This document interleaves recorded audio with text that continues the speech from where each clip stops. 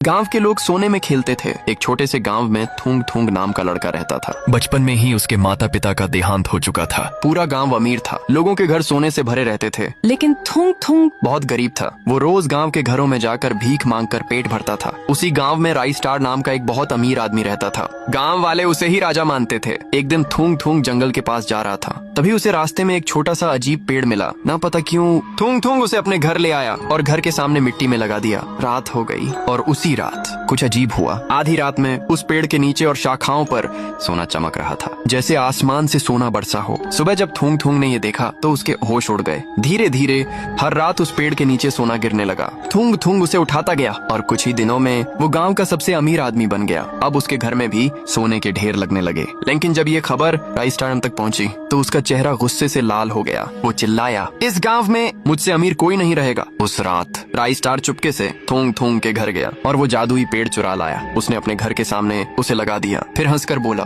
अब मुझे इस गांव का नहीं पूरी दुनिया का सबसे अमीर आदमी बना दो। रात हुई, पेड़ चमकने लगा। राई स्टार खुशी से सोने का इंतजार करने लगा, लेकिन अचानक पेड़ की जड़ें जमीन से निकलने लगी और अगले ही पल पेड़ से सोने की जगह काले सांप गिरने लगे। सैकड़ों हजारों सांप पूरे घर में फैल गए। राई स्टार डर के मारे चिल्लाया, बचाओ! लेकिन तब तक देर हो चुकी थी। सुबह जब गांव वाले पहुंचे तो राई स्टार का घर खाली था। ना सोना, ना राई स्टार, सिर्फ वही रहस्यमयी पेड़ खड़ा था। और उसी वक्त थूंग थूंग पीछे से बोला, कुछ चीजें किस्मत वालों के लिए ही होती हैं। लेकिन उसी रात वो पेड़ फिर से गायब हो गया।